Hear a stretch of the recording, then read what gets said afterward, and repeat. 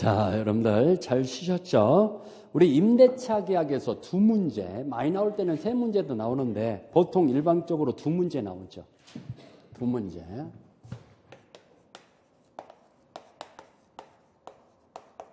두 문제가 출제되는데, 자, 어디서 나오는가를 우리가 예상을 하고 들어갑시다. 이 네 군데에서 나와요. 임차인의 비용상환 청구권이라는 게 있어요. 다 설명해 드릴 테니까 걱정 마시고. 그 다음에 건물이나 건물 및 공작물의 임차인, 건물 임차인의 부속물 매수 청구권이라는 게 있어요. 부속물 매수 청구권. 그 다음에 토지 임차인에게는 지상물 매수 청구권이라는 게 있죠. 토지 임차인의 지상물 매수 청구권. 그 다음에 네 번째, 임차권의 양도 전대. 이 네 군데에서 두 문제 나와요. 네 군데에서. 이 네 군데만 잘 정리해 놓으면은 여러분들 두 문제는 내 것이다 해도 돼요. 네 군데에서. 잘 나오죠, 저 문제. 자, 임대차는 여러분들이 잘 알다시피 임대인의 목적물을 빌려서 사용 수익하는데 그 대가를 차임을 주기로 하는 거잖아. 차임. 임대료라고 하잖아, 우리가. 임료, 차임을 주기로 하면서 맺는 계약을 임대차 계약이라고. 그러면 임대차 기간이 끝나면은 원상 회복해줘야 안 해줘요? 해줘야죠. 그렇죠? 그래서 자, 밑에 세 번째 줄에 524페이지. 임대차. 이거 교환계약이었고, 임대차는 뒷장으로 넘어서 526페이지. 제일 위에 줄에 낙성, 쌍무, 유상 분료식 계약이다. 낙성, 유상, 쌍무, 분료식 계약이다. 임대차 계약은 다 채권 계약이잖아요. 그 법적 성질, 차임을 지급하는 것이 요소라는 거. 차임. 차임은 금전에 하나지 않죠. 여러분들 아직도 시골은 곡식으로 지대를 주는 경우 있어요, 없어요? 땅의 지료, 사용료를 아직도 쌀로 주는 경우 많잖아요. 그렇죠? 쌀 몇 가만이다. 이 땅 사용하는 농사 짓는 대가로 하면서 이렇게 약정을 하잖아요. 자, 그 다음에 여기 동그라미 3번을 보니까요. 임대차는 채권계약에 해당하며, 지금 526페이지 중간에 동그라미 3번, 임대인 소유물이나 이 권한을 가지고 있을 것을 요구되는 건 아니다. 임대인 소유물이 아니더라도 임대차 계약은 유의하죠. 아까 우리 매매계약도 채권계약이니까 꼭 매도인 소유물이 한다. 타인 소유 목적으로 매매계약도 유의하다. 타인 소유 목적으로 매매계약도 유의하다 그랬죠? 그렇듯이 임대차 계약도 마찬가지예요. 채권계약이니까 꼭 임대인 소유물이 아니어도 된다는 얘기죠. 오케이? 그런다는 거. 그 다음에 임대차의 존속기간이다 해갖고요. 자, 우리 임대차의 존속기간은요, 간단하게 규정, 최장기간, 최단기간, 규정이 없어요. 최장기간, 최단기간 아무것도 규정이 없어요. 근데 주택임차권과 우리 이제 이 임대차 끝나고 주택임대차보호법, 상가임대차보호법을 우리가 공부할 거잖아요. 주택에서는 최단기간 2년이죠. 상가에서는 1년이죠. 이건 특별법에서 규정이 되어 있는 거고 우리 민법에서는 최단기간도 규정이 없어요. 1일 임대차도 가능해요. 오케이? 최장기간도 규정이 없고 이게 있었는데 이게 삭제돼 버렸어요. 폐지돼 버렸어요. 최장기간도 지금은 제한 없어요. 임대차는 제한 없다 이렇게 알아놓았어요. 자, 그 다음에 527페이지에 동그라미 2번에 법정갱신이라는 말이 나오죠. 묵적갱신. 이걸 법정갱신이라고 그래요. 그러면 법정갱신이 됐을 때는 자, 기간이 만료됐는데도 임대인은 나가돌라 얘기 없어요. 임차인도 나가갔다는 얘기 없어요. 그럼 법정갱신이 됐을 때 여기 기간은 정함이 없는 것이 된다는 거. 거기 기억번의 세 번째 줄. 임대차 기간은 정함이 없는 것으로 본다. 기억번의 세 번째 줄. 전 임대차와 동일한 기한으로 본다. 이렇게 나와요. 그러면 틀려요. 기간은 약정. 전 임대차는 3년이었었어요. 근데 묵적갱신이 됐어. 그러면 3년이 되는 게 아니에요. 그냥 기간은 정함이 없는 거죠. 전 임대차와 동일한 기간으로 본다. 이러면 틀려요. 그럼 기간이 약정이 없으면 어떻게 되는 거냐? 니은번의 다섯 번째 줄에. 자, 이 양당사자는 언제든지 해지 통고할 수 있는데 임차인은 이 임대인이 해지 통고했을 때 임차인이 받은 날부터 6개월에다 동그라미 쳐. 6개월. 그다음에 임차인이 나가겠다 해요. 그러면 임대인이 받은 날부터 1개월. 임대인이 나가주시오라고 하면은 6개월이 지나고 임차권은 나갈 수 있고 임차인이 나가겠다 하면은 1개월 만에 나갈 수 있다는 얘기죠. 오케이? 그게 통고기간이라고 그래요. 그 6개월, 1개월을 경과하면서 소멸한다. 그 다음에 디귿번 밑줄 치야죠. 자, 이렇게 묵적갱신이 됐을 때 제3자가 제공한 담보는 기간 만료로 소멸한다는 거. 묵적갱신이 됐을 때 제3자가 제공한 담보는 소멸한다는 거. 담보에다 동그라미 치세요. 담보. 제3자가 제공한 담보는 소멸한다. 자, 이게 뭔 말입니까? 이거 보세요. 자, 이것 좀 보세요. 갑의 건물을 을한테 임차해 주려고 하는데 을이 경제적으로 조금 차임을 못 낼 염려도 많아. 그러니까 임대인이 이 사람이 경제적으로 좀 약하니까 좀 이 사람한테 나 못 내주겠다 이러는 거야. 그러니까 병이 옆에 있다가 나는 믿을 수 있어. 그러니까 당신은 믿거든. 당신은 부자지 않냐고. 내가 책임질게. 이 사람이 차임 못 주면은 내가 책임질게. 라고 보증을 서줄 수 있어요, 없어요? 제3자가. 보증을 서줄 수 있죠? 근데 그 보증은 임대차 기간까지란 얘기야. 그러면 임대차 기간이 끝나고 난 다음에 이 제3자가 보증을 서줬어. 그 보증은 소멸한다는 얘기야. 이해갑니까? 뭔 말인가 알아듣죠? 그걸 얘기해요. 자, 뒷장이 넘어가서요. 528페이지로 넘어가서. 자, 우리 임대차, 우리 차임 증액 청구가 가능한데 증액. 여기에 C번을 좀 보세요. C번. 장래향에서 차임의 증액을 청구할 때 청구에 의해서 판결을 받았어요. 안 해주니까, 증액을 안 해주니까. 그러면 그 증액의 효력은 청구 시부터 효력이 생긴다는 거. C번의 세 번째 줄. 자, 두 번째 줄에 판결을 표준으로 할 것이 아니고 판결을 받았어요. 얼마를 증액해줘라고 판결을 받았을 때 판결시를 기준으로 한다, 청구시를 기준으로 한다. 청구시. 보통 우리 민사사건에서요. 1년 후에 판결이 나오잖아요. 그러면 1년 전에 청구했을 때부터 증액의 효력이 생긴다는 얘기예요. 청구시에다 동그라미 쳤어요? 이게 시험 문제 나오니까. 판결시부터 증액의 효력이 생긴다 이렇게 나왔어요. 여러분들 기출문제. 그러면 틀려버려요. 증액의 효력은 언제부터 발생한다? 청구시부터. 그걸 알으라고요. 여러분들 기출문제 나왔던 겁니다. 자, 그 다음에 우리 529페이지. 임대인의 의무다. 임대인은 목적물을 임차인에게 사용 수익해 줘야 할 인도 의무를 지고 있고 사용 수익해 줘야 할 수선 의무도 임대인이 지고 있죠. 거기 밑에 A번에 자, 임대인이 수선해 줘야 하는데 두 번째 줄에 손쉽게 고칠 수 있는 사소한 거다 동그라미 치죠. 자, 예를 들어서 여러분들 임차인이 사용을 하다가 형광등이 나갔어. 그러면 이 형광등을 임대인한테 교체해 두려고 그래요. 자기 비용으로 교체해야 해요. 자기 비용으로 교체해야지. 무슨 형광등을 임대인한테 교체해 두려고 그래요. 그렇죠? 자기 비용으로 교체해야 합니다. 이런 사소한 것은 임대인이 수선한다. 임대인은 수선 의무를 부담하지 않는다. 사소한 것일 때. 그런 거 얘기했고. 뒷장에 넘어가서 C번을 보니까 임대인 수선 의무는 여기 C번에 임차인의 안전 배려 주거나 도난 방지할 보호 의무까지 부담한다고 볼 수는 없지만이라고 나오죠. 그러니까 세컨까지 설치해줘야 한다. 그런 건 아니다. 그런 건 아니죠. 안전 보호 의무까지도 지는 건 아니에요. 그렇지만 숙박업 거기다 동그라미 주세요. 숙박업. 여러분들 기출문제 한번 나왔죠. 숙박업은 모텔이라든가 여관 이런 그 여관 주인, 모텔 경영자가 임대인 역할을 하죠. 근데 고객이 만취가 된 상태에서 지금 수습객이 이 2층 난간을 올라가는데 비틀비틀해요. 그럼 어떻게 해요? 옆구리 끼고 침대에 너 눕혀줘야 해요? 안 눕혀줘야? 그 굴러 떨어졌다가는 크게 다치게 생겼어. 그럴 수 있잖아요. 또 고객이 막 배가 아프다고 뒹굴어요. 그럼 빨리 119 불러갖고 응급실에 실어 이렇게 해줘야 할 의무가 있어요, 없어요? 있죠. 그런 숙박업 같은 경우는 특수한 업소이기 때문에 그 임대인은 고객의 안전 배려 의무까지도 있다라는 거. 오케이?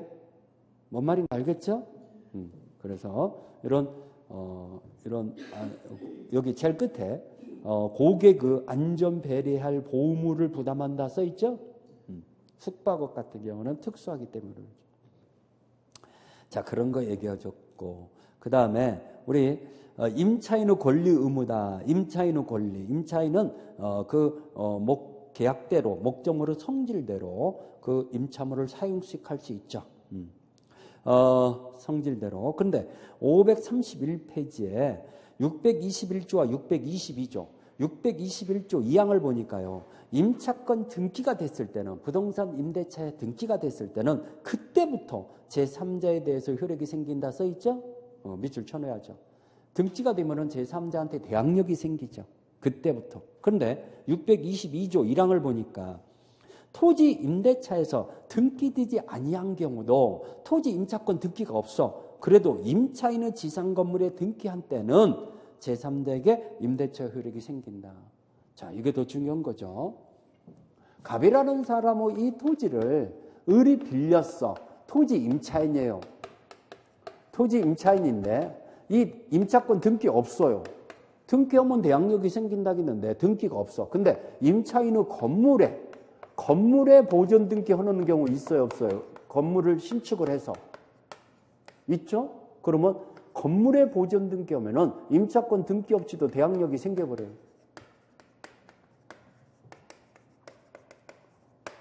건물에 보존 등기가 됐을 때는 대항력이 생긴다. 아시겠습니까? 임차권 등기 없더라도. 그게 622조 1항이죠. 뒷장에 넘어가서 비용상환 조건 이제 별표해야겠네. 저 1번 나왔어. 1번.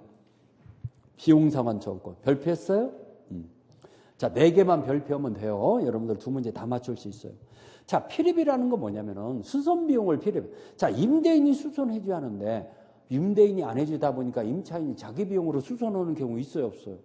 보일러 터져갖고 지금 엄동설안에 추워 죽겠는데 얼어 죽게 생겼는데 임대인이 언제 고쳐줄지 몰라. 그러니까 자기 비용으로 빨리 자기가 고쳐버렸어. 그러면 그걸 수선 비용이라고 하는데 발생 즉시 청구할 수 있어요. 즉시에다 동그라미 쳐줘. 즉시 임대인한테 상환을 청구할 수 있어요. 수선 비용을. 알겠죠? 필요비. 하지만 유익비는 자 이거 봅시다. 타일 안 붙여도 뭐 생활하는 데는 지장 없어. 근데 이게 좀 지저분하니까 깨끗한 타일을 붙이다 보니까 이게 삐까뻔쩍은 건물이 돼버렸어. 그러면 가격이 높아져야 안 높아져요? 타일이 부착시키다 보니까. 그러면 타일 가격은 500만 원인데 건물 가격은 3천만 원 증가했어요. 예를 들어. 그럴 수 있죠? 그걸 유익비라고 그래요. 가액의 증가가 현존하는 경우 유익비가 거기 가액의 증가가 현존한 때 하나요. 거기다 밀쳐줘. 첫 번째 줄. 유익비는 가액의 증가가 현존한 때 하나요. 언제 청구하냐? 종료시에. 종료시에다 동그라미 쳐줘. 이건 발생 즉시 청구한다 이러면 틀려요. 임대차 종료시에 청구해요. 유익비는. 그렇죠? 그런 거. 그러면 제일 밑에 간판 설치 비용. B번의 제일 끝에 간판 설치 비용은 임차인이 필요해서 간판 다는 거잖아. 이런 것들은 유익비에 안 들어가죠. 그런 것 비용 상환 조건에 들어간다 안 들어간다? 안 들어간다. 그런 거. 행사 기간은 얼마냐? 이것도 중요한 거죠. C번. 임대인이 목적물을 반환받은 날부터 6개월. 반환받은 날부터 6개월. 임대차가 종료한 날부터 6개월이다. 이렇게 나왔어요. 여러분들 기출 문제. 그러면 틀려. 언제부터 6개월? 목적물을 반환받은 날부터 6개월. 6개월만 알지 말라는 얘기예요. 언제부터 6개월이라는 걸 알으시라. 반환받은 날부터 6개월. 네, 행사해야죠. 그 다음에 이 비용상환 청구권, 유치권이 생기죠. 유치권이 발생하는 거 오로지 이거 하나밖에 없어요. 임차인이 임대인한테 유치권 행사하는 것은 이 비용상환 채권 하나밖에 없어요. 유치권. 그런데 거기에 유익비에 관해서는 이 임대인이 법원에 상당한 기간을 상환을 허여를 받는 경우가 있어요. 기간을 허용받는 경우가 있어요. 그러면 그 기간이 도래하기 전까지는 유치권 행사할 수 없죠. 왜? 유치권은 채권의 변제기가 유치권의 성립요건이기 때문에 변제기가 도래해야 해요. 그래서 거기에 유치권이 발생하는데 유익비에 관해서 상환기간을 허여받은 경우는 유치권을 행사할 수 없다 써있죠. 변제기가 도래하지 않았기 때문에 매치권은 행사할 수 없죠. 그 다음에 이 비용상환청구권은 의무규정이죠. 그래서 거기에 네 번째 줄에 원상복구라는 말이 나오죠. 네 번째 줄에. 원상복구하기로 했으면은 비용상환청구권은 포기한 것으로 본다 그럽니다. 2번에 네 번째 줄 원상복구키로 한다 했을 때 원상복구라는데 동그라미 쳐야죠. 그러면 비용상환청구권은 포기한 취지로 특약이라고 본다 써있죠. 원상복구라는 말이 나오면은 비용상환청구권은 포기한 거구나. 포기에다 동그라미 딱 쳐야죠. 원상복구 포기. 알겠죠? 자, 그 다음에 533페이지 니을번에 부속물 매수청권 그것도 별표해야죠. 이제 저 두 번째 칸으로 넘어갔어요. 건물 임차인의 부속물 매수청권. 여기 646조에 동그라미 1번에 건물 기타 공작물의 임차인이라고 써있죠. 거기다 밑줄 쳐놓으세요. 조문에 동그라미 1번. 건물 기타 공작물의 임차인. 여러분들 토지 임차인에게는 인정 안 돼요. 이거. 그 다음에 임대인에게는 또 인정 안 돼요. 누구한테만 인정된다? 임차인한테만. 임대인에게 부속물 매수청권이 있다 이렇게 나왔어요. 여러분들 기출문제. 틀려요. 임대인에게는 없어. 누구에게만 있다? 임차인에게만.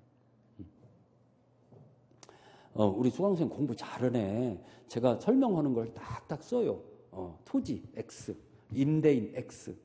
이 토지에는 안 생긴다. 임대인에게는 안 생긴다. 이런 식으로. 공부 잘하는 거야. 저렇게 딱딱 표시해 놓으면은 왜? 그걸로 나오기 때문에 제가 설명한 거거든. 그런 걸 놓치지 않으려고 이렇게 쓴다는 것은 공부 잘하는 거구나. 그런 걸 느낄 수 있죠. A번. 이거 강행규정이라는 거 동그라미 쳐줘.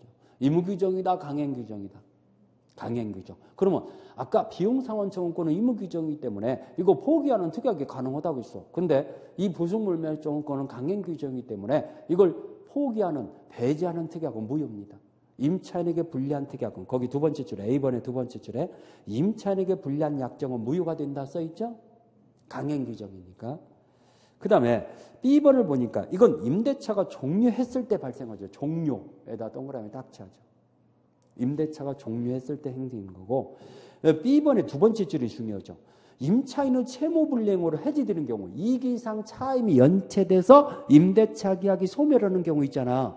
그럴 때는 이 부속물 매수청구권은 없다는 것이 시험 문제 잘 나와요. 임차인의 채무불이행 이후로 해지되는 경우는 부속물 매수청구권이 있다 없다? 없다. 이기 이상 차임이 연체돼서 해지되는 경우 부속물 매수청구권 없죠. C번을 보니까 이 부속물이라는 것은 독립한 물건을 부속물이라고 그래요. 그러면 여기 두 번째 줄에 건물의 구성부분으로 되지 아니한 것 거기다 붙여줘. 구성부분이란 얘기는 독립성이 없는 걸 구성부분이라고 그래요. 그러면 구성부분일 때는 부속물 매수청구권의 대상이 아니에요. 비용상환청구권의 대상이에요. 구성부분일 때는. 그럼 구성부분이 아니야만이 독립한 물건이야만이 부속물 매수청구권의 대상이라는 얘기예요. 구성부분일 때는 뭐가 인정된다? 비용상환청구권. 그 다음에 C번의 네 번째 줄로 그 물건이 부속된 물건이 오로지 임차인의 특수한 목적에 사용하는 부속물이에요. 그러면 이건 인정되지 않죠. 오로지 임차인만 필요한 거예요. 임대인에게는 하등에 필요 없어. 그러면 이건 인정된다, 인정되지 않는다. 인정되지 않는다. 그 다음에 미음번 토지 임차인의 지상물 매수청구권 이것도 별표해야죠. 지금 세 번째로 넘어갔죠. 자, A번에 밑줄 쳐야죠. 토지 임차인이 1차적으로 자, 기간이 끝났는데 지상 건물을 현존합니다. 그러면 기간을 연장을 요청해요. 그걸 계약갱신 청구권이라고 그래요. 1차적으로 기간을 연장을 요청하는데 임대인이 거절하네. 안 된다고 네. 그러면 이 건물 사가시오라고 할 수 있죠. 자, 1차적으로 계약갱신을 청구하고 임대인이 응하지 않을 때, 임대인이 거절할 때 2차적으로 지상물의 매수를 청구할 수 있다 써있죠. 2차적으로 지상물의 매수를 청구할 수 있다. 자, 1차적으로 뭐가 선행돼야 한다? 지상물 매수 청구권에 앞서서 뭐가 먼저 돼야 한다? 계약갱신 청구권. 근데 계약갱신 청구에 임대인이 거절할 때 지상물 매수 청구권이 생긴다는 얘기죠. 그렇죠?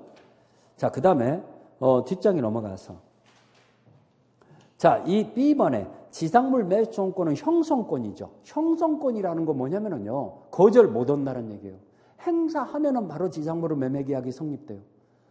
청구권은 요청하는 권리니까 거절할 수 있어. 근데 이건 요청하는 권리가 아니야. 행사하면은 바로 계약이 성립되는 권리를 형성권이라고 그래요. 그래서 거기에 두 번째 줄에, B번의 두 번째 줄에 임차인이 이를 행사하면은 즉시 지상물은 매매계약이 성립하는 것이고 임대인은 승낙은 필요 없다라는 거.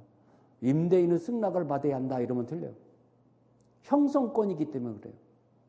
임대인은 승낙은 필요 없어요. 그냥 바로 매매계약이 성립돼요. C번에 강행규정이다 동그라미 쳐줘. 이거 업기로는 특약은 무효죠. C번의 첫 번째 줄 강행규정이다 써있죠. 이걸 배제키로 하는 특약은 임차인에게 불리한 특약은 무효죠. 그 다음에 D번 밑줄 쳐야죠. 임차인이 이익 이상 차임이 연체돼서 채무불이행으로 해지되는 경우 있어요 없어요? 임차인은 채무불이행으로 해지되는 경우 이 지상물 매수청구권은 없죠. 아까 부속물 매수청구권도 없다고 그랬죠? 지상물 매수청구권도 없어요. 그 다음에 그런 정도 알아놓으시면 되겠죠. 자, 우리 그러면은 이 세 가지가 중요하다고 했으니까 이 세 가지가 중요하다고 했어요 지금. 그러니까 이 세 가지를 한꺼번에 비교해 드릴 테니까 어디에다가 좀 잘 좀 그려 놓으시면 좋을 것 같아요.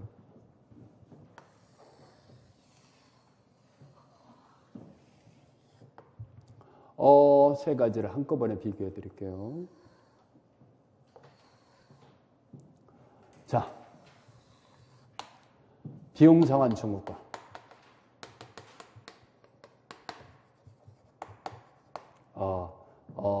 우리 626조에 나오죠.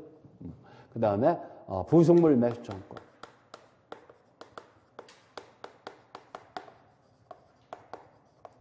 그 다음에 이 지상물 매수 청구권.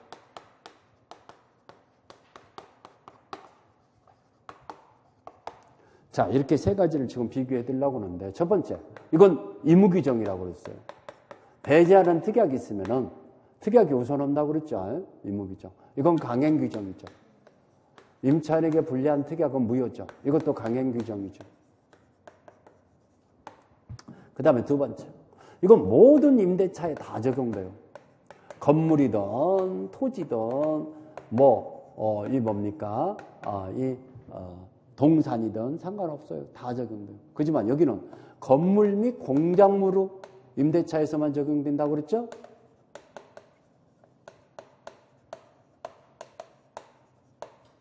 여기는 토지 임대차에서만 적용되죠. 토지 임대차에서는요, 부속물 매수청구권이라는 건 없어요. 오케이? 그 다음에 이것도 여러분들 기출문제 나왔죠? 일시 사용 후 임대차 에도 적용돼요. 근데 이건 적용 없어요. 일시 사용 후 임대차는 적용 없어요. 지금 이걸 얘기해요. 3번. 여기도 적용 없어요. 일시 사용 후 임대차에는 비용상환 청구권이 적용되는데 이 두 가지는 없어요. 그 다음에 이게 또 나왔잖아요. 임차인은 채무불이행. 이익 이상 차임이 연체돼서 해지되는 경우, 채무불이행 사유로 해지되는 경우, 이거 인정되죠? 적용돼요. 이익 이상 차임이 연체돼서 해지되더라도, 소멸되더라도 비용상환 청구권이 있어요. 근데 여기는 없어요. 여기도 없어요. 아까 없다고 했잖아. 응? 기억나죠? 다섯 번째. 이 비용상환 청구권은 행사기간이 정해져 있죠. 자, 임대인이 목적물을 반환받은 날부터 언제라고 그랬어요? 6개월 이내에 행사해야 한다. 행사기간. 근데 여기는 행사기간 없어요. 행사기간이 있다 없다?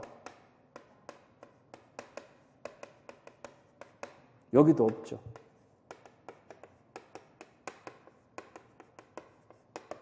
그렇죠? 그 대신 행사 시기는 아까 피리비는 발생 즉시 행사한다고 그랬죠? 근데 유익비는 종료 후에 행사한다고 그랬죠? 여기도 임대차가 종료 후에 행사해야죠. 기간은 없지만은 행사 시기는 여기는 종료. 여기도 종료 후에 행사해야죠. 기간 중에는 행사 못하죠. 오케이?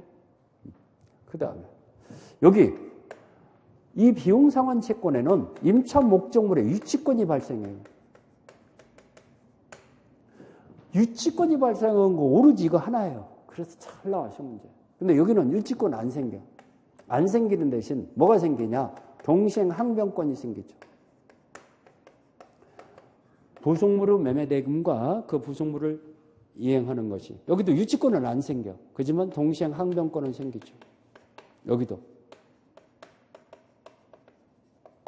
그렇죠? 자, 8번째. 이거 임대인의 동의를 어디서 하냐? 임대인의 동의. 동의는 필요 없죠. 동의 없이 비용을 지출했더라도 비용상환증권 생겨요. 그 대신 부속물 매입증권은 임대인의 동의를 얻었다든가 동의 또는 임대인으로부터 매수한 부속물이야죠. 동의가 필요 없지만 여기는 동의가 있어야죠. 또 임대인으로부터 매수한 부속물. 근데 여기는 동의가 필요 없어요. 동의는 필요 없다.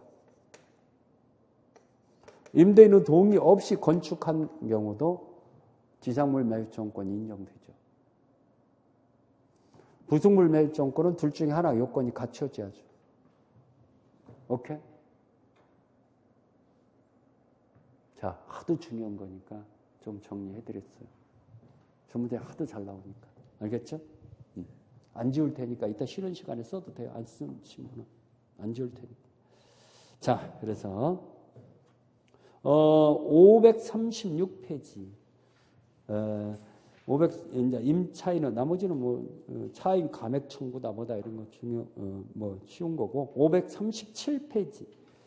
차임은 임차인이 차임을 주하는데 금전에 하나지 않고 물건이라도 가능한데 537페이지 제일 위에 A번의 6번째 줄. 다만 차임을 2기에 달하도록 연체할 때는 임대인은 계약을 해지할 수 있다라고 나오죠? 연체. 2기 이상 연체됐다. 우리 상가에서는 얼마죠? 2기예요, 3기예요. 상가 임대차에서는 3기죠. 상가 건물에서는 우리 상가 임대차 보호법에 적용되죠. 3기죠. 그렇지만 그런 상가 건물이라는 얘기가 없는 한은 2기입니다. 우리 민법 임대차는 주택도 2기입니다. 상가 건물만 3기입니다. 오케이? 상가 건물만. 차임 뭐 해갖고 여기에서 이제 또 시험 문제 참 잘 나오는 것이 여기 바로 디귿번 바로 위에 있잖아요. 임대인이 임대물로부터 보존에 필요한 행위를 할 때는 임차인은 이를 거절하지 못한다라는 말. 디귿번 바로 위에 문장. 디귿번 바로 위에 문장. 거기 색칠 없어요. 아주 시험 문제 잘 나와요.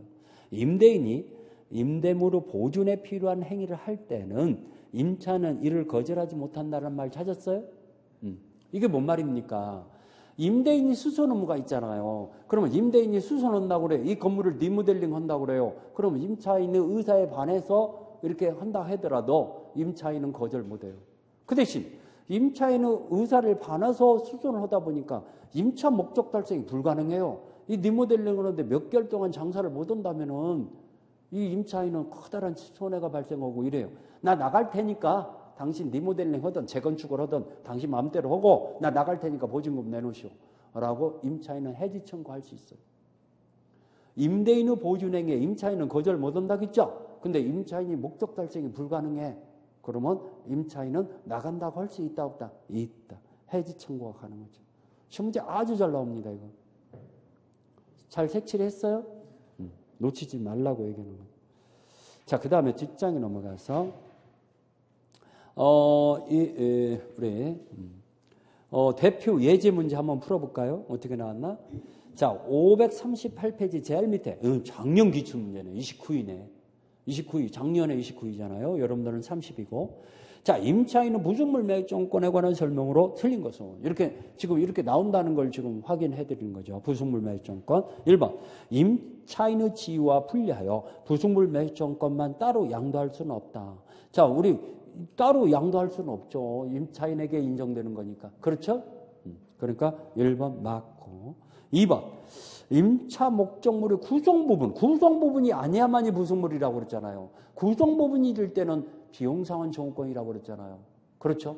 구성 부분이라는 건 독립성이 없는 걸 구성 부분이라고 그랬어요. 이건 비용상환 청구권의 대상이에요.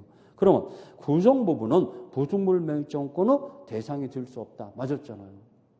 2번도 맞고. 3번. 임대차 계약이 임차인의 채무불량으로 해지되는 경우. 여기. 임차인의 채무불량으로 해지되는 경우. 이기상 차임이 연체돼서 해지되는 경우는 부속물 매입 청구권이 있다고 했어요? 없다고 그랬어요? 없다고 그랬죠. 지상물 매입 청구권도 없고. 비용상환 청구권은 있다고 했어요. 오케이? 그러면 채무불량 등으로 해지되는 경우는 부속물 매입 청구권은 인정되지 않는다. 맞았잖아요. 지금 틀린 거 고르라기가 답이 지금 아직 안 나왔어요. 4번. 부속물은 임차인이 임대인의 동의를 얻어서 부속하거나 임대로부터 매수한 것이 한다. 여기. 부속물은 임대인의 동의를 얻어서 부속시켰다든가 임대인으로부터 매수한 부속물이 한다. 맞았잖아요. 맞았죠? 5번. 건물 임차인이 자신의 비용을 들어서 증축한 부분이 임대인 소유하기로 한 약정은 유효하고 유효한 때에도 임차인은 유익비 상환 청구권이 허용된다? 자, 임대인 소유하기로 약정을 했으면은 이거 비용 상환 청구권이 생겨요, 안 생겨요? 안 생기죠. 임대인 소유하기로 약정. 왜? 비용 상환 청구권은 강행 규정이에요, 의무 규정이에요? 의무 규정이 여기 비용 상환 청구권은요, 얼마든지 포기하기로 할 수 있어요. 의무 규정이에요. 그럼 당신이 수선한다고 하는데, 당신이 뭘 개조한다 그러는데, 그거 들어가는 비용 나한테 청구할 수 없기로 합시다. 그건 개조한 때부터 내 것으로 하기로 합시다. 이렇게 약정 맺으면 비용 상환 청구권은 없는 거죠. 오케이? 그러면은, 유익비 상환 청구권이 허용된다 나왔으니까, 맞았다, 틀렸다, 5번. 틀렸죠. 그러면 5번, 틀린 것은 5번이잖아요. 자, 4번에 임차권 양도와 전대. 이제 여기 제일 밑에. 여기로 넘어갔어. 이제 중요한 건 이제 마지막이죠. 별표해야죠. 제목에다가 별표. 지금 별표가 4군데예요. 4군데에서 지금 2문제 나와버려. 알겠습니까? 4군데에서. 자, 양도 전대. 자, 봅시다. 갑이라는 사람의 이 건물을, 이게 임대인이죠. 을이 임차인이죠. 근데 병한테 임차권을 양도를 하든 다시 임대차 계약을 맺는 걸 전대차라고 하죠. 근데 이 두 가지 구별하지 마세요. 똑같아요, 그냥. 똑같아요. 양도는 임차권 자체를 넘기는 거고 전대차는 임차권이 있는 범위에서 또 다시 임대차 하는 것이 전대차예요. 근데 효과면에서 차이가 없어. 차이가 없으니까 여러분들은 이제 어떻게 알아야 하냐면은 임대인의 동의를 얻어야 하는데 동의 있는 경우와 동의 없는 경우로만 나눠지면 돼요. 근데 주로 동의 없는 쪽으로 시험 문제가 나와. 무단 양도했다, 무단 전대차했다 이렇게 나와. 오케이? 주로 그렇게 나와. 아무튼 두 가지로 나눠서 여러분들이 공부하면 되고 양도와 전대차가 효력면에서 차이점이 없으니까 구별 안 해도 돼. 그냥 양도든 전대차든 다 똑같다 이렇게 생각하세요. 엄연히 틀리기는 한데 효력면에서 똑같으니까. 알겠죠? 자, 그러면 동의가 있는 양도 전대는 적법한 양도 전대이지만 동의 없이 무단 양도, 무단 전대차 계약을 맺었어요. 이게 작년 시험 문제 답이죠. 동의 없는 양도 전대차 계약은 유효냐 무효냐? 유효하다는 거. 그러면 이 동의라는 게 뭡니까? 동의 없다 하더라도 동의는 대항 요건에 불과해요. 동의 없으면은 이건 대항 요건이니까 임대인한테 대항하지 못해요. 이 전차인은 임대인한테 대항하지 못해요. 그 다음에 이 동의는 대항 요건에 불과하고 동의는 또 동의 없는 이유로 임대인의 해지 청구가 가능하죠. 뭐가 가능하다? 해지. 의무 위반 이유로 해지 청구. 그러면 동의가 없다 하더라도 이 계약은 유효하다는 게 대항 요건이니까. 그러면 임대인한테는 대항 못 합니까? 오케이. 임대인에게는 이 양수인이나 전차인은 불법 점유자죠. 정당하게 점유할 권리가 없죠. 그러면 이제 이게 중요한 거죠. 임대인한테는 불법점유자다 보니까 이 임대인은 이 양수인 전차인한테 불법점 이유로 손해배상을 청구할 수 있냐? 없다라는 거. 왜 없습니까? 임대인은 을이 사용을 않더라도 여전히 차임 청구가 가능하죠. 그러면 여전히 사용료를 받는 거니까 손해가 발생할 여지가 없어요. 그러면 이 전차인한테 또 이 차임을 청구할 수 있는 부당이득 반환 청구권이 있냐? 없죠. 왜? 왜 없다? 차임을 받으니까. 차임 받으면서 또 병한테 또 차임을 청구하면 따블로 받게. 이해가죠? 그러면 이렇게 무단 전대차가 됐더라도 이 전차인에게 무단 전차인이죠. 동의 없는 전차인에게는 원래 전차인에게 부속물 매수권권, 지상물 매수권이라는 게 있거든. 근데 무단 전차인에게는 인정이 안 된다는 거예요. 지상물 매수권권이 있다 없다. 그러면 동의가 있는 적법한 전차인에게는, 건물의 전차인 또는 토지의 전차인에게는 이게 인정됩니까? 예, 인정되죠. 여기는 건물, 여기는 토지. 인정되죠. 그렇지만 무단 전차인에게는 이런 것들이 없다라는. 오케이? 그렇다는. 그 다음에 갑이 동의가 있었을 때는 직접 전차인한테 차임 청구할 수 있어요. 근데 동의가 없을 때는 직접 차임 청구는 못 하죠. 임차인의 차임 청구권을 대의 행사할 수 있죠. 그러면 임차인이 동의를 얻어줘야 하는데 동의를 얻지 않다 보니까 이 사람은 갑한테는 대항하지 못해요. 그럼 갑이 당신 나가주시오면 나가야 하거든. 그러면 이 병은 을이 동의를 없이 전대차하다 보니까 이 전차인은 손해가 발생해야 안 해요. 그래서 임차인한테 담보 책임을 물을 수 있죠. 그래서 이 전대차 계약을 해지하고 손해배상도 청구할 수 있죠. 임차인이 임대인의 동의를 얻어서 전대차 해야 할 의무가 있는 자니까. 오케이? 이해 갔습니까? 요게 핵심이죠. 자, 이제 정리해 볼까요? 자, 539페이지 제일 밑에 동그라미 3번에 우리 민법의 규정이다 해갖고요. 여기 A번의 두 번째 줄. 임대인의 동의를 얻지 않은 경우에 임대인에 대해서 대항할 수 없고 임대인은 임대차 계약을 해지할 수 있다. 근데 그 동의는 무슨 규정? 임무 규정. 특약으로 배제할 수 있다는 거. 그러면 당신 동의 없어도 내가 혹시나 장사가 잘 안 되면은 이 상가 건물을 양도 또는 전대하기로 합시다. 그러면 임대인이 그렇게 허락해 줬어. 약정을 맺었어. 동의 얻지 않고도 할 수 있죠. 오케이? 이 동의는 무슨 규정?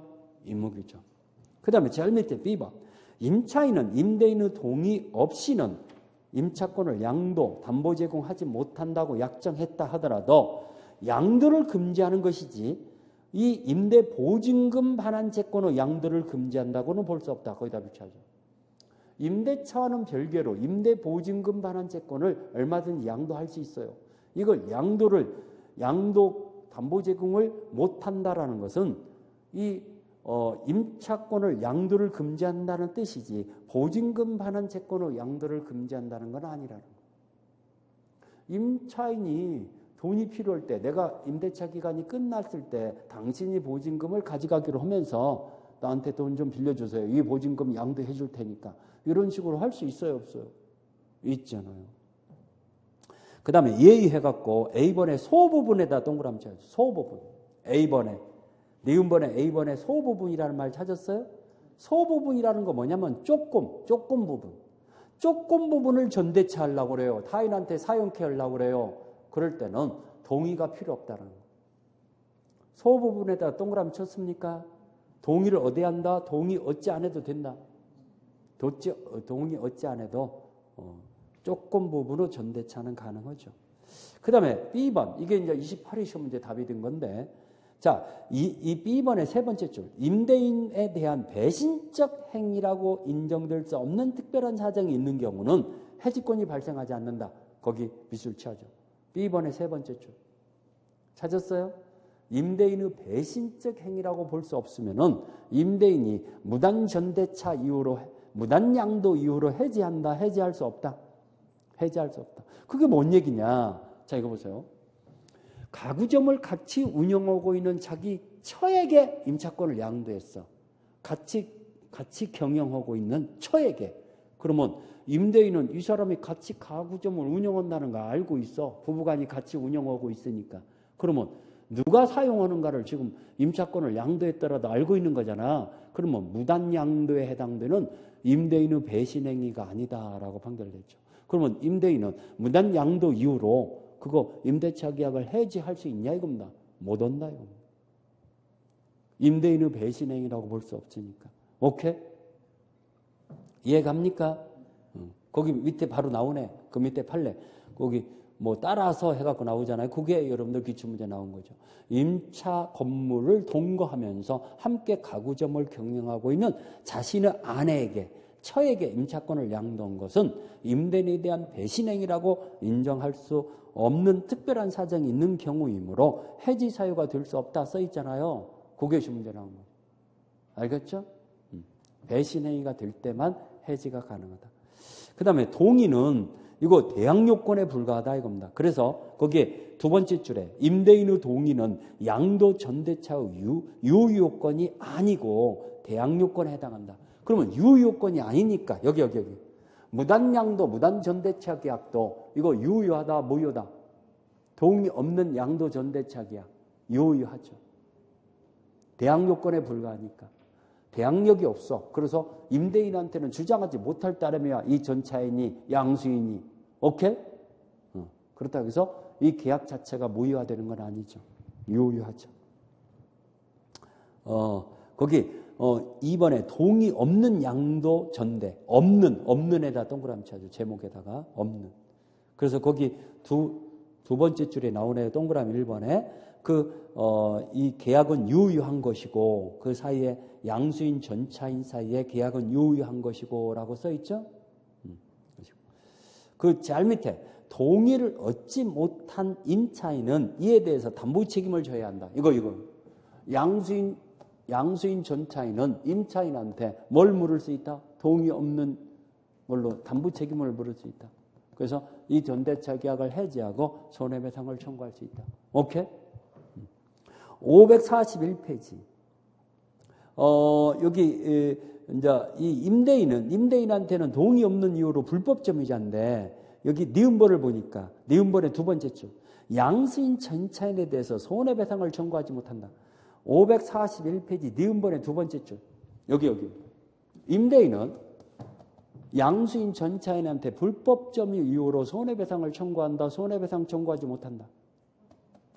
손해배상 청구하지 못한다 써있죠. 니은번의 두 번째 줄 손해배상을 청구하지 못한다. 그 다음에 디귿번 이 전차인한테 직접 차임 청구를 못하고 임차인의 차임 청구를 뭘 수만 있다? 대의행사. 대신해서 행사하는 걸 대의행사라고 합니다. 대의행사만 할 수 있다. 그 다음에 그런 거. 그렇지만 이제 이거 무단 양도했더라도 임대차 계약을 해지할 수도 있고 여기 해지할 수도 있지만은 해지하지 않고 여전히 임차인한테 차임 청구할 수 있다고 했어요? 없다고 했어요? 있다고 그랬죠? 거기에 동그라미 3번의 세 번째 줄 임대인은 임차인에 대해서 차임 청구권을 가진다 써있죠? 차임 청구권을 가진다. 자, 동의 있는 양도가 됐을 때 동의 있는 양도 전대 다 똑같으니까요.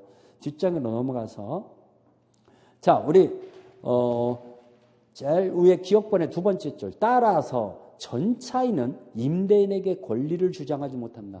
전차인은 이 계약 당사자는 둘이지 임대인이 계약 당사자가 아니에요. 동의가 있다 하더라도. 그래서 전차인은 직접 임대인한테 수선 청구권, 비용 상환 청구권 이런 거 생기는 게 아니죠. 임차인한테만 주장해야죠. 오케이? 권리를 주장하지는 못한다. 그 다음에 그런 거 얘기했고 잘 밑에 4번 있잖아요. 전차인을 보호하기 위한 특별 규정이 있죠. 이게 중요한 거예요. 전 4번. 631조, 이거 별표였어요. 631조. 여기 조문으로 정리해놨는데, 자, 이 조문 참 첫 문제 잘 나와요. 거기 밑줄 치세요. 임차인이 임대인의 동의를 얻어서 전대한 경우 임대인과 임차인이 합의로 계약을 종료시켰어도 전차권은 소멸한다, 소멸하지 않는다. 소멸하지 않는다. 합의 해지가 되더라도. 자, 이거 보세요. 동의가 있더라도 임차권이 소멸하면 전차권도 소멸합니다. 근데 합의 해지로 임차권을 소멸시켰더라도 전차권은 소멸하지 않아요. 동의가 있을 때는. 소멸하지 않아요. 그 다음에 644조. 전차인의 매수 청구권이다 해갖고요. 여기 이 644조의 1항의 세 번째 줄. 자, 지상 건물이 현존할 때 전차인은 임대인에게 전대차와 동일한 조건으로 임대할 걸 청구할 수 있는데 다시 계약을 갱신해달라고 연장해달라고 요구할 수 있는데 이 항을 보니까 임대인이 원하지 아니할 때는 임대인이 거절하면은 연장을 안 해준다고 한다면은 지상물 매수 청구권이 생기죠. 여기 적법한 전차인에게는 토지 전차인에게는 지상물 매수 청구권이 있다 없다? 있다. 지금 동의 있는 경우를 지금 공부하고 있어요. 지상물 매수 청구권이 있죠. 그 다음 647조. 적법한 전차인에게 부속물 매수 청구권이 인정되죠. 이 부속물 매수 청구권은요. 잘 들어봐요. 이 전차인이 적법한 전차인이에요. 적법한 전차인에게는 임대인의 동의를 얻은 전차인에게는 이 부속물 매수 청구권이 인정돼요. 지상물 매수 청구권, 부속물 매수 청구권 다 있어요. 어떤 때만 없다고 그랬어요? 동의 없는 전차인에게는 이게 없다고 그랬어요. 그렇지만 동의가 있는 적법한 전차인, 임대인의 동의를 얻어서 전대차 했을 때는 지상물 매수청구권, 부속물 매수청구권 다 있는데 이것이 문제 나옵니다. 이 부속물은 누구한테 행사해야 하냐? 누구한테 사과라고 해야 하냐? 임대인한테 사과라고 해요. 임대인한테 행사해요. 이 부속물 매수청구권은 누구에게 행사해야 한다? 임대인에게 행사해요. 그래서 잘 들어요. 잘 들어요. 임대인한테 행사해야 하는 거기 때문에 임대인의 동의를 얻었어야 해요. 임대인의 동의를 얻었어. 그 다음에 임대인으로부터 매수한 부속물. 매수한 부속물. 임대인한테 산 부속물이에요. 아니면은 임대인의 동의를 얻어서 임대인의 동의를 얻어 임차인으로부터 매수한 부속물.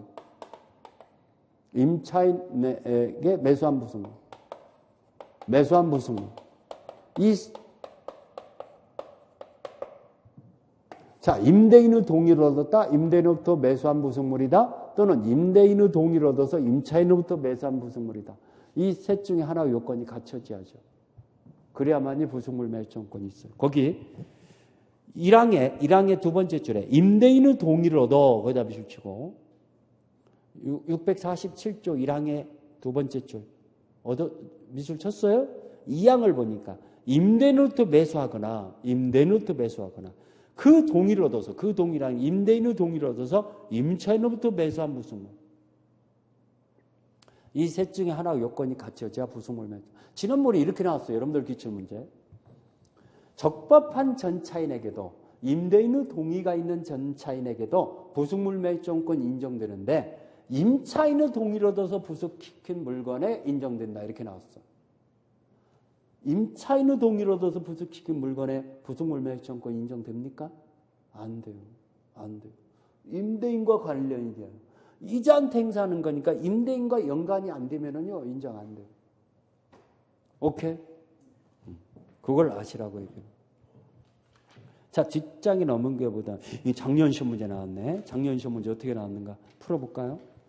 자, 갑소유 X 토지를 건물의 소유를 목적으로 임차한 을은 가부 동의 없이 병에게 전대차했다. 이렇게 나온다니까. 무단 전대차로 주로 나온다니까.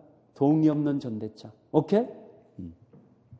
전대했다. 틀린 것은 을과 병 사이 전대차 계약은 유효하다. 자, 무단 전대차라도 전대차 계약은 유효해요, 안 해요? 유효하죠. 그러면 1번 맞았고. 2번. 갑은 임대차 계약이 종료되지 않으면은 X 건물의 불법점 이유로 병에게 차임 상당의 부당이득 반환 청구할 수 없다. 여기. 자, 갑은 임대인은 전차인한테 손해배상 청구도 할 수 없고 차임 상당의 부당이득 반환 청구할 수 있다 없다? 없다. 왜 이런 것이 없다? 왜 없다? 여전히 임차인한테 차임을 받으니까. 이것 때문에 그래. 이게 없다고 그랬어요. 오케이? 그러니까 2번 맞았잖아요. 3번. 갑은 임대차 계약이 존속하는 동안에 엑소토지 불법점 이유로 병에게 손해배상 청구할 수 없다. 여기. 불법점 이유로 손해배상 청구할 수 없다고 했잖아. 왜 이거 별표했는 거 알죠? 무단전대차에서 핵심을 물어볼 때 이거예요. 이거. 그래서 별표해 준 거예요. 이게 핵심이거든. 오케이? 그러니까 3번도 맞았잖아요. 4번. 만약 을이 X토지의 신축한 건물의 보존등기를 마친 후 정이 X토지의 소유권을 취득했다면은, 자, 보존등기, 여기, 아까 지워졌네. 건물의 보존등기를 하고 했을 때는 임차권 등기 없이도 대항력 생긴다고 했어요? 안 생긴다고 그랬어요? 임차 있는 건물에 보존등기 하면은 622조. 등기 없이도 대항력 생긴다고 그랬죠? 그러면 새로운 토지 소유자인 정한테도 임차권 주장할 수 있어요, 없어요? 대항력 생겨요, 안 생겨요? 생기죠. 보존 등기 했으니까. 자, 새로운 토지 소유자 정에게 취득하였다면은 을은 정에게 건물 매수 청구권 행사할 수 없다, 있다. 대항력 있는 임차권일 때 토지 소유자가 바뀌어졌어. 그러면 새로운 토지 소유자한테 지상물 매수 청구권이 생기죠. 새로운 토지 소유자한테 지상물 매수 청구권이 생기죠. 오케이?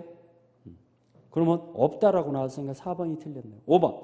만약 을이 X토지를 신축한 건물의 소유권을 임대차 종료 전에 무에게 이전했다면은 을의 건물 매수 청구권은 인정되지 않는다. 그렇죠. 이 지상물 매수 청구권은요, 지상물의 소유자에게만 인정돼요. 그러면 임차인은 건물을 팔아먹었잖아. 지금 무한테. 그러면 건물의 소유자예 아니에요? 아니죠. 그러면 무는 인정됩니까? 예, 무가 인정되죠. 지상물 매수청구권은 지상건물의 소유자에게 인정되는 거니까 을은 더 이상 지상물 매수청구권이 있다 없다? 없다. 5번 맞았죠?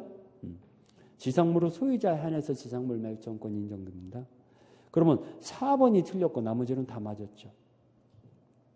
자, 이제 우리 중요한 거 다 얘기했어. 4가지 다 얘기했어. 나머지는 이제 가볍게 보셔도 돼요. 임대차 후 종료, 기간이 만료됐다든가 또 기간이 존속기간을 정하지 않았을 때 양당사자는 해지 통과함으로써 종료된다고 했어요. 제일 위에 디귿번 하나 밑줄 치하죠. 임차인이 파산 선고가 됐을 때는 임대인이나 파산관제인은 이 해지 통과할 수 있어요. 그래서 임대인이 했을 때는 6개월, 파산관제인이 했을 때는 1개월이 지나면 임차권 소멸을 하는데 여기에 밑줄 치고 싶은 것은 이때는 그 얘기가 안 나왔네. 각 당사자는 손해배상 청구권을 행사할 수 없어요. 거기다 써놓으세요. 디귿번 밑에다가 양당사자, 각 당사자는 이게 시험 문제 나오는 거거든. 손해배상 청구권이 있다, 손해배상 청구권 없다.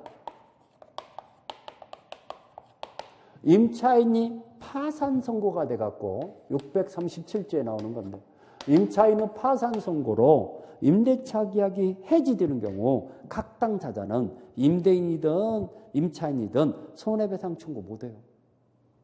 그 말이 빠져갖고 써놓으라는 얘기. 그 다음에 이제 해지라는 건 즉시 소멸하는 거. 기역 니은 묶어갖고 임차인의 해지 이렇게 써놓으세요. 임차인이 나 나가겠다 하는 거예요. 이게 기역 니은이죠. 그러면 디귿 니을 미음은 임대인의 해지. 임대인이 하는 거예요. 당신 나가주시오. 라고 하는 게 그러면 즉시 소멸하죠. 즉시 소멸하는 거. 자, 그 다음에 보증금과 권리금이다. 보증금 뒷장에 넘어가서요. 546페이지. 보증금의 효력이다. 자, 우리 임차인은 모든 채무를 담보한다는 거. 기억번의 두 번째죠. 보증금은 임차인은 모든 채무를 담보해요. 보증금에서 이 차임을 충당할 수 있는데 임대인이 충당은 자유롭지만 임차인이 거기 그러나 니은번의 두 번째죠. 임차인은 보증금이 있음을 이유로 연체 차임을 지급을 거절할 수는 없다는 거. 당신 보증금에서 충당하지 왜 자꾸 차임 돌라고 하냐. 장사도 안 되는데 이렇게 거절 못합니다. 임대인이 보증금에서 차임 충당은 자유로워요. 할 수 있어요. 그렇지만 임차인은 충당해 가세요. 이렇게 요구 못 한다는 얘기예요. 오케이? 이해 갑니까? 자, 그 다음에 보증금 반환 청구권이다. 제일 밑에 동시행관계가 있다. 동시행관계가 있다. 3번에 제일 끝에, 동그라미 3번에 제일 끝에. 동시행관계에 있다 나오죠? 거기다가 유치권은 불발생. 유치권. 보증금 반환 채권에 임차 목적물에 유치권 행사할 수 있다 이렇게 나와요. 그러면 틀려요. 유치권은 불발생이에요. 저 문제 잘 나와요. 동시행 항변권, 거절권은 생겨요. 나 보증금 반환받을 때까지 이사 못 가. 이렇게 거절권이 생기는데 그건 유치권으로 거절하는 거다. 항변권으로 거절하는 거다. 항변권으로. 동시행관계를 주장해서. 권리금이다. 권리금은 우리 상가 임대차에서 인정되는 거니까 우리 조금 쉬었다가 주택과 상가를 우리 1시간 동안 정리해 드릴 건데 그때 좀 정리해 드릴게요. 얘기해 줄게요. 알겠죠? 자, 우리 이제 민사특별법을 주택과 상가까지 오늘 1시간 동안 정리해 드리고 다음 시간에 이제 나머지 정리해 주고 다음 시간에 민법 총칙 처음 들어갈 겁니다. 나머지 정리해 드리고. 알겠죠? 다음 시간에. 그래서 우리 지금 한 타임 정도가 좀, 한 타임 반 정도가 좀 늦었는데, 그래도 마무리하고 여러분들이 첫 진도로 들어가는 게 차라리 나아서 이렇게 해드리는 거예요. 알겠죠?